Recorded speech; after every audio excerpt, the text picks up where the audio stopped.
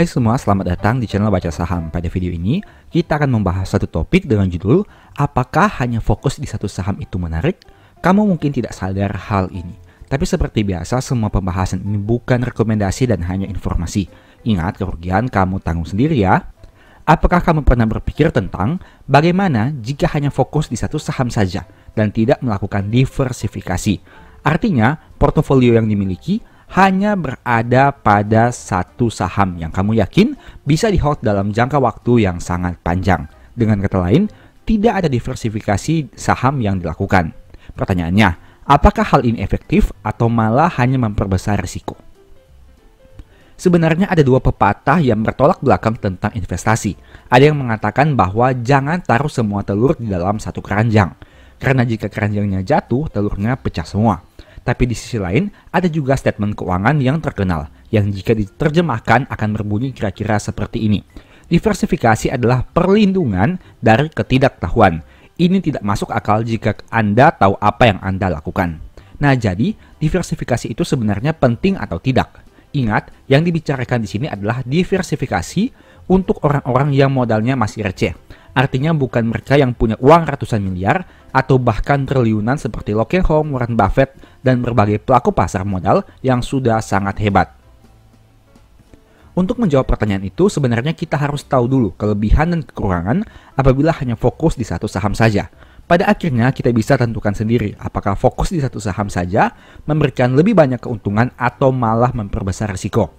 Karena selalu ingat, ujung dari setiap strategi yang dilakukan adalah berharap potensi keuntungan akan lebih besar dibandingkan kemungkinan resikonya. Meski begitu, ingat bahwa satu saham yang difokuskan di sini adalah saham yang sudah diyakini bagus, bukan saham lucu-lucu yang kamu sendiri tidak tahu dengan jelas tentang perusahaan itu. Dengan kata lain, pastikan saham yang dibeli itu adalah saham yang sudah kamu analisa, yakini, dan proyeksikan kinerjanya di masa depan. Sekarang mari kita bahas sekilas tentang kelebihan dan kekurangan jika hanya fokus di satu saham di portofolio. Kelebihan pertama, memungkinkan portofolio tumbuh lebih cepat. Konsep berpikir yang perlu kamu pahami adalah semakin sedikit diversifikasi akan berdampak lebih signifikan di portofolio. Begitu juga sebaliknya.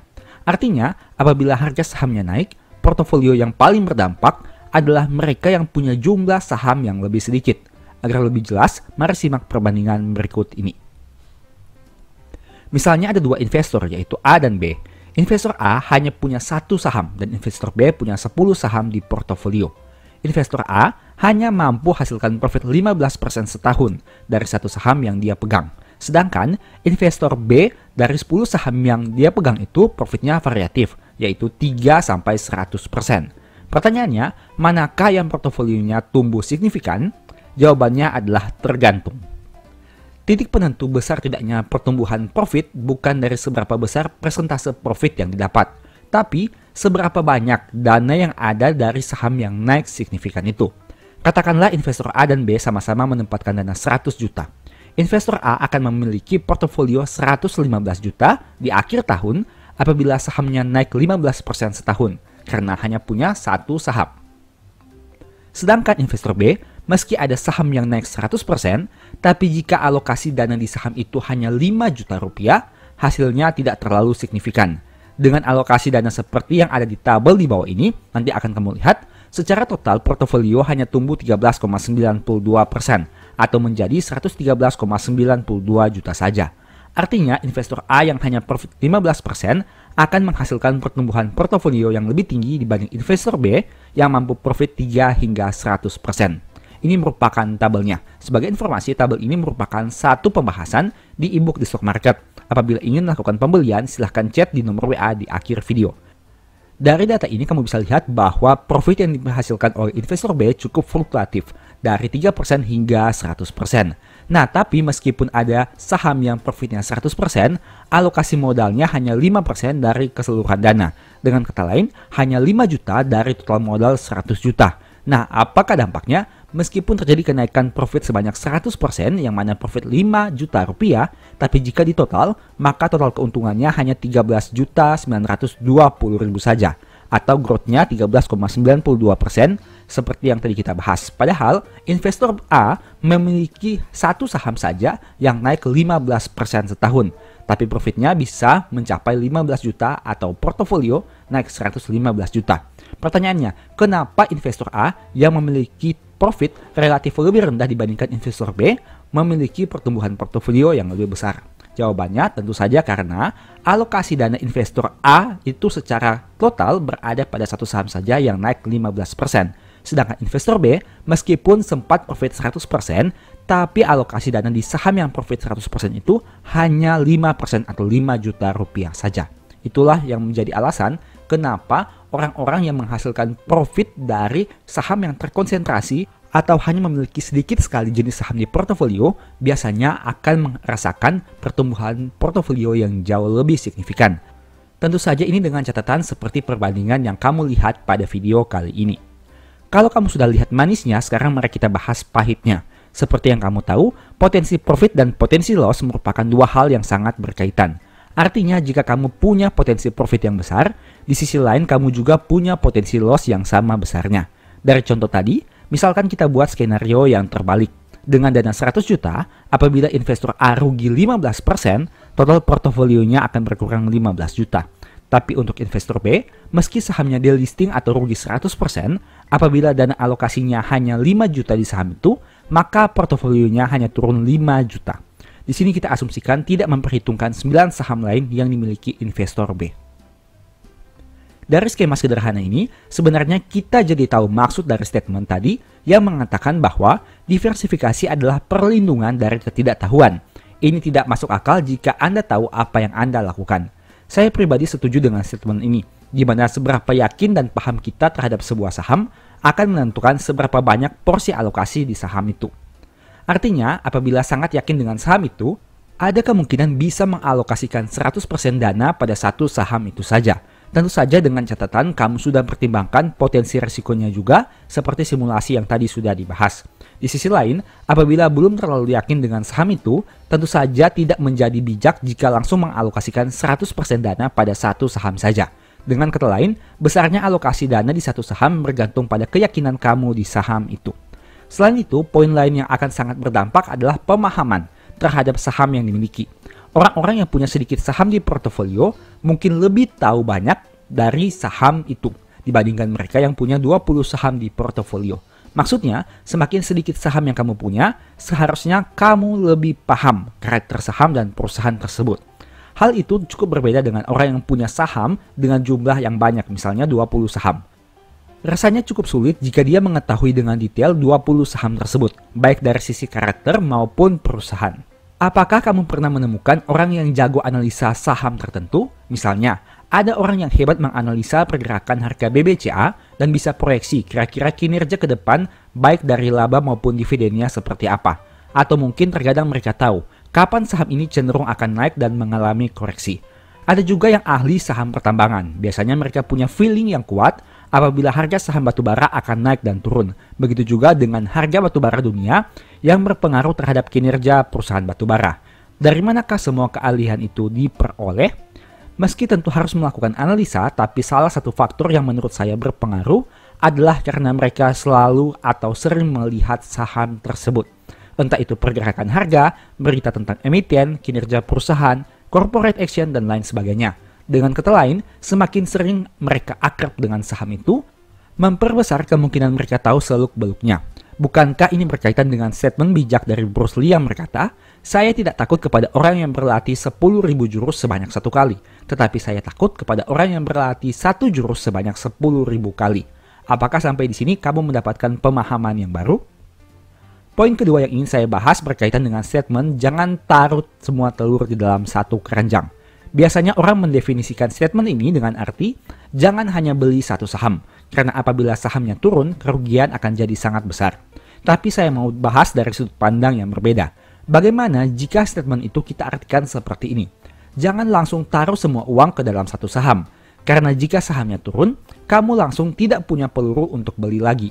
Maksud saya di sini adalah kita bukan fokus ke jumlah sahamnya, tapi kita bahas tentang jumlah alokasi dana untuk sekali pembelian. Dengan kata lain, fokus di sini adalah money management. Meski sahamnya hanya fokus satu, tapi jika money managementnya dialokasikan dengan baik, potensi kerugian dapat diminimalisir. Artinya, apabila kamu fokus di satu saham, berarti untuk memperkecil potensi risiko, kamu bisa gunakan money management. Karena di sini seakan-akan ada batasan di mana kamu hanya membeli satu saham.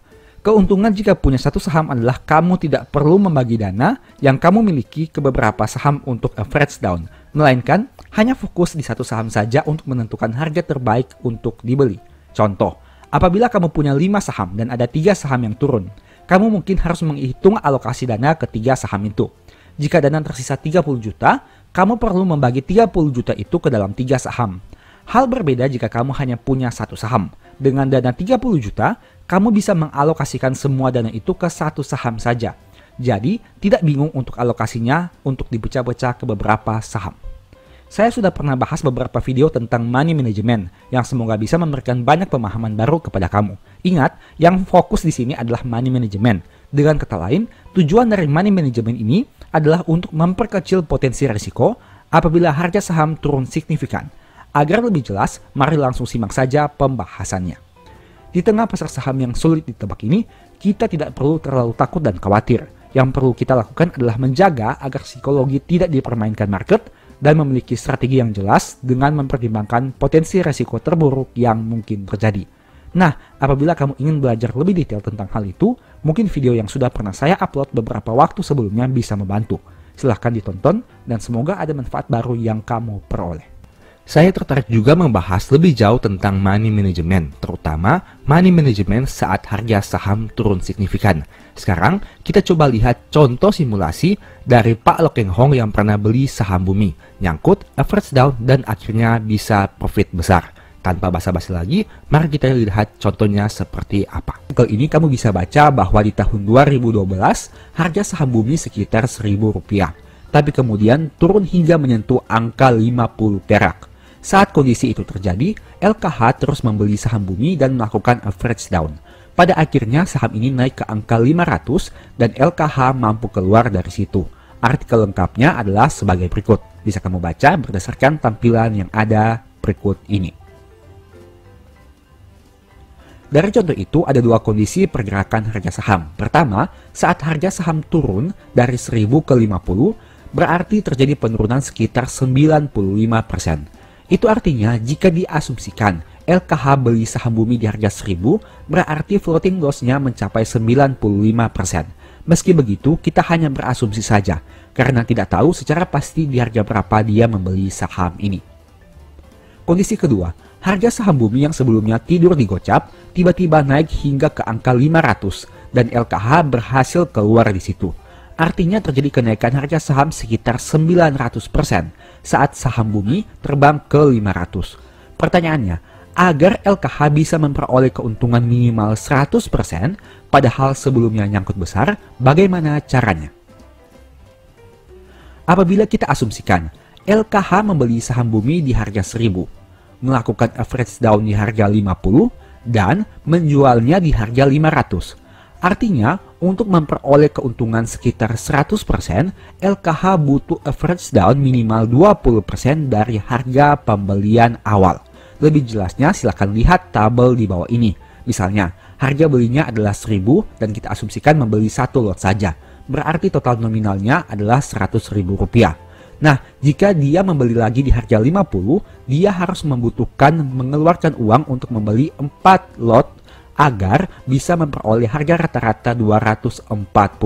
Nah, untuk pembelian 4 lot ini membutuhkan dana sekitar 20.000, yang berarti 20% dari dana awal yang dia keluarkan yaitu 100.000. Asumsi ini hanya simulasi saja dan mungkin tidak sesuai dengan realita yang terjadi. Karena saya menggunakan dua harga saja, yaitu diasumsikan LKH melakukan pembelian pertama di harga 1000 dan average down di harga 50. Tentu saja data harga rata-rata dan jumlah dana yang dibutuhkan akan berubah apabila terjadi average down pada beberapa harga selain Rp50. Tapi setidaknya dengan data ini kamu memperoleh gambaran bagaimana melakukan money management khususnya dari kasus LKH ini. Apabila hanya menggunakan data ini saja berarti untuk memperoleh keuntungan sekitar 100% saat menjual sahamnya di harga 500, harga rata-rata sahamnya harus di bawah 250. Karena kenaikan dari 250 ke 500 adalah 100%. Dengan asumsi pembelian awal sebanyak 100 lembar atau 1 lot, berarti dibutuhkan average daun 400 lembar atau 4 kali lipat lebih banyak pada harga 50 agar harga rata-ratanya menjadi 240, seperti yang saya sudah sampaikan tadi. Artinya dengan harga rata-rata 240, apabila harga sahamnya naik menjadi 500, berarti keuntungan yang diperoleh sekitar di atas 100%. Meski begitu, kamu bisa lihat bahwa dana yang dibutuhkan untuk membeli di harga 50 lebih rendah dibandingkan di harga 1000. Padahal, lembar saham yang dibutuhkan untuk memperoleh harga rata-rata 240 adalah 4 kali lipat lebih besar dari harga 1000. Pada contoh ini kita hanya gunakan asumsi satu lot saja agar mempermudah perhitungan. Intinya yang mau saya tunjukkan di sini adalah bagaimana dampak dari average down yang akan mempengaruhi harga rata-rata pembelian. Tentu saja average down tidak bisa dilakukan dengan sembarangan. Coba kamu bayangkan bagaimana jika LKH langsung all in average down saat harga saham di angka 500. Tentu saja harga rata-ratanya bukan lagi 240 tapi menjadi di atas 500 per lembar saham. Inti dari simulasi ini adalah kamu bisa melihat hubungan antara harga pembelian awal dan jumlah dana yang dibutuhkan untuk average down. Semakin besar dana awal yang kamu keluarkan, membuat dana average down yang dibutuhkan akan semakin besar juga apabila penurunan harga saham tidak terlalu jauh. Pada contoh simulasi ini beruntungnya, harga saham turun 95% dari 1000 ke 50. Jadi di harga 50, dana yang dibutuhkan hanya 20% dari dana awal. Padahal lembar sahamnya harus 4 kali lipat lebih banyak. Coba kamu simulasikan sendiri, bagaimana jika harga saham yang kamu average down hanya turun 50%. Tentu saja dana yang dibutuhkan akan menjadi lebih besar. Saya sudah sempat mengatakan di video-video sebelumnya bahwa money management yang baik menurut saya pribadi akan jauh lebih berguna dibanding metode yang hebat. Kenapa? Metode yang hebat mungkin membantu kamu untuk membeli di harga yang terbaik. Tapi money management lah yang akan menyelamatkan kamu saat harga saham bergerak di luar prediksi atau terjadi penurunan yang sangat signifikan. Karena pada intinya tidak ada metode yang 100% tepat. Jika analisa kita tepat, tentu tidak masalah. Tapi bagaimana jika analisa meleset? Plan B apa yang sudah kamu rencanakan selanjutnya? Itulah fungsi money management yang sebenarnya. Bukan untuk mencari profit paling besar, tapi untuk meminimalisir agar jangan sampai rugi terlalu banyak. Sebagai informasi, kalau kamu mau belajar tentang money management lebih detail, mungkin ebook The Stock Market dan strategi nabung saham ini bisa membantu. Di sana ada pembahasan terkait money management yang mungkin bisa bermanfaat bagi kamu. Info pembelian silahkan chat saja di nomor WA di akhir video. Pada video ini saya tentu tidak akan mengulangi pembahasan tadi, tapi akan membahas dari sudut pandang yang lebih luas. Ada satu hal menarik yang ingin saya garis bawahi tentang metode nabung saham, yaitu harga rata-rata. Poin ini jarang dibahas dan bahkan sering dilupakan. Bagi kamu yang sudah sering nonton video baca saham, kamu tentu sudah tahu bahwa saya sering mengkaitkan metode nabung saham dan dividen investing, di mana dalam jangka panjang, jika mengumpulkan lembar saham semakin banyak, akan ada saatnya dividen menjadi semakin besar juga. Nah, di video ini, saya tidak akan bahas topik itu lagi, tapi akan membahas dari sisi harga rata-rata. Harga rata-rata merupakan suatu harga yang akan kamu peroleh apabila rutin membeli saham. Artinya semakin rutin kamu beli saham, harga rata-rata juga akan semakin sering berubah. Apabila harga beli kamu semakin tinggi, harga rata-rata semakin tinggi juga. Tapi apabila harga beli kamu semakin rendah, harga rata-ratanya juga akan semakin rendah. Intinya, untuk memperoleh harga rata-rata yang cukup ideal, kamu perlu mengusahakan untuk membeli saham pada harga yang lebih rendah. Pertanyaannya, bagaimana caranya? Ada beberapa strategi yang mungkin bisa kamu gunakan. Pertama, mencari bulan dengan probabilitas kenaikan harga paling rendah. Dari data ini kamu bisa lihat bahwa saham BBRI punya probabilitas kenaikan paling rendah di bulan April, Juni, dan September. Saya mengambil contoh saham BRI, tapi kamu juga bisa gunakan saham yang lain. Kamu bisa lihat di sini bahwa pada bulan April, probabilitas kenaikannya hanya 30%. Pada bulan Juni 44%, dan pada bulan September 44%. Dalam 12 bulan terakhir, hanya 3 bulan ini yang punya probabilitas kenaikan di bawah 50%. Artinya kamu bisa memanfaatkan hal ini untuk melakukan pembelian saham. Kedua, mencari bulan dengan penurunan harga paling tinggi. Dari data ini kamu bisa lihat bahwa harga saham BRI pernah turun di atas 10% pada bulan Maret, April, Juni, September, dan November. Kamu bisa lihat bahwa pada bulan Maret tahun 2020 harganya turun 27,9%. Pada bulan April tahun 2024 18%, pada bulan April 2018 10%, pada bulan Juni tahun 2022 10%, pada bulan Juni tahun 2015 12%, pada bulan September tahun 2020 13%, pada bulan September tahun 2015 18%, dan pada bulan November 2016 turun 10,63%. Bulan yang saya sebutkan tadi merupakan penurunan harga saham BBRI di atas 10%. Poin ketiga, membeli saat ex-date dividen.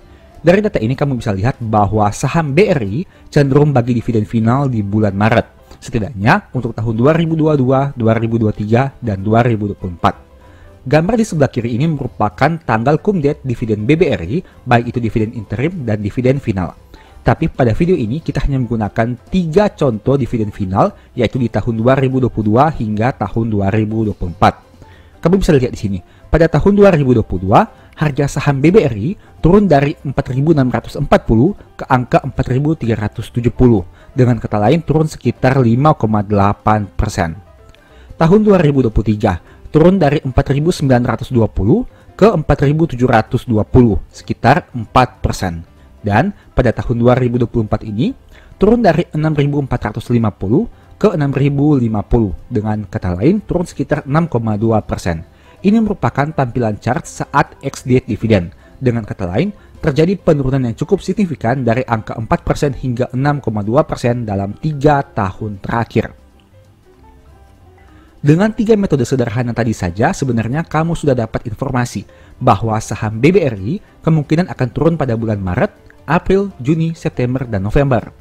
Bulan Maret biasanya mereka bagi dividen, dan dulu sempat ada histori penurunan 27% saat krisis di bulan Maret tahun 2020. Bulan April saham ini punya probabilitas kenaikan paling rendah, yakni hanya sekitar 30-an%.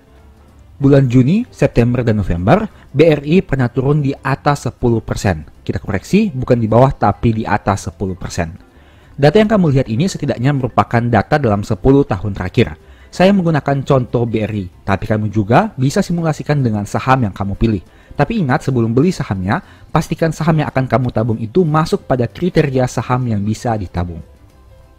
Sekarang pertanyaannya, seberapa berpengaruhnya harga pembelian terhadap harga rata-rata? Mari simak 2 contoh berikut ini agar kamu punya gambaran. Contoh pertama, diasumsikan beli saham setiap harga turun Rp100. Harga beli awalnya adalah Rp5.000. Dan kita asumsikan terjadi pembelian setiap harga saham turun Rp100. Dengan kata lain, average down dilakukan pada harga Rp5.000 hingga ke Rp4.000. Nah, dengan kondisi ini, harga rata-ratanya menjadi Rp4.500. Itu artinya terjadi penurunan dari Rp5.000 ke Rp4.500 sekitar 10%. Tapi di sisi lain, apabila harga sahamnya naik dari Rp4.500 ke Rp5.000, maka ada potensi kenaikan 11%. Contoh kedua, diasumsikan beli saham setiap harga turun Rp200. Nah, itu artinya akan dilakukan average down dari harga Rp5.000 hingga ke harga Rp3.000. Dengan kata lain, harga rata-ratanya sekitar Rp4.000 apabila diasumsikan kita membeli dengan lembar saham yang sama. Itu berarti dari angka Rp5.000 ke Rp4.000 terjadi penurunan 20%. Tapi apabila dari harga Rp4.000 naik ke Rp5.000, maka ada potensi kenaikan 25%. Dari 2 contoh tadi, kamu bisa lihat bahwa meskipun hanya selisih Rp100 untuk average down, tapi ternyata pengaruhnya terhadap rata-rata cukup signifikan. Pada contoh 1 diasumsikan akan dilakukan pembelian jika harga turun Rp100. Sedangkan pada contoh 2, diasumsikan akan beli lagi jika harga turun Rp200. Dengan selisih Rp100 saja dari contoh 1 dan contoh 2, ternyata bisa berpengaruh Rp500 pada harga rata-rata. Harga rata-rata contoh 1 adalah Rp4.500, sedangkan pada contoh 2 adalah Rp4.000. Tidak hanya sampai di situ saja. Ternyata potensi kenaikan contoh 1 hanya 11% saja, dari Rp4.500 ke Rp5.000. Sedangkan potensi kenaikan contoh 2 mencapai 25% apabila harga sahamnya kembali ke harga Rp5.000 dengan harga rata-rata Rp4.000. Artinya dengan selisih Rp500 saja sudah memberikan perbedaan potensi profit yang signifikan. Dari yang awalnya 11% di contoh 1 menjadi 25% di contoh 2. Itu artinya dari 11% ke 25% sebenarnya terjadi kenaikan hingga 1 kali lipat. Apabila 11% kita kalikan 2. Padahal selisih harga average down contoh 1 dan 2 hanya Rp100 saja. Di sini menarik bukan? Contoh ini memperlihatkan fakta menarik bahwa dengan harga rata-rata yang berbeda akan membuat potensi profit jadi lebih besar. Selain itu, tentu saja modal untuk average down di contoh 2 akan lebih rendah dibanding contoh 1.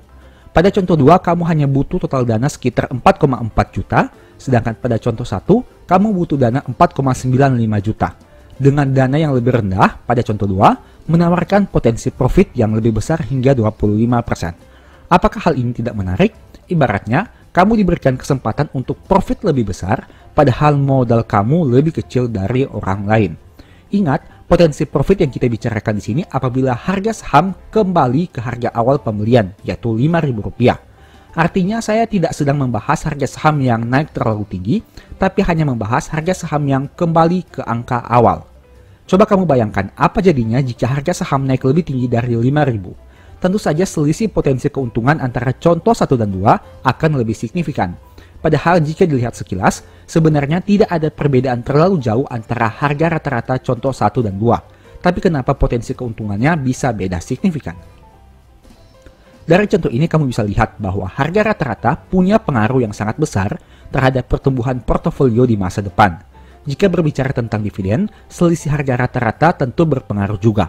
Namun di sini, saya tidak ingin bahas dari aspek dividen, melainkan hanya capital gain saja. Inti dari pembahasan ini adalah saya mau tunjukkan bahwa jangan sembarangan average down. Selalu punya dana ekstra untuk membeli di harga yang lebih rendah, sehingga berpotensi memperoleh harga rata-rata yang jauh lebih rendah. Gunakan money management yang baik agar dana kamu tidak cepat habis. Jangan latah average down hanya karena lihat harga saham sudah turun sedikit. Pertimbangkan kemungkinan terburuk. Bagaimana jika harga saham turun lebih dalam? Apakah masih punya dana untuk melakukan pembelian? Tidak ada yang salah dengan average down asalkan kamu tahu saham apa yang kamu beli. Masalahnya banyak orang yang kurang yakin dengan sahamnya sehingga pada akhirnya takut sendiri. Floating loss 5% biasa saja, tapi saat floating loss 20%, pikirannya jadi aneh-aneh. Pada akhirnya bukan average down tapi di cut loss. Padahal kinerja perusahaan masih tumbuh dan tidak ada masalah apapun di perusahaan.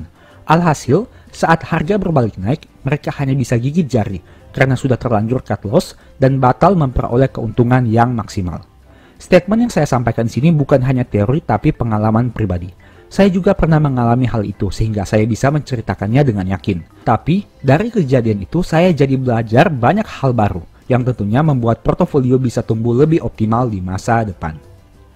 Pengalaman itu saya bahas lebih detail di ebook Stock for Living. Ada juga beberapa tips yang bisa dilakukan agar tidak galau saat harga saham mengalami penurunan.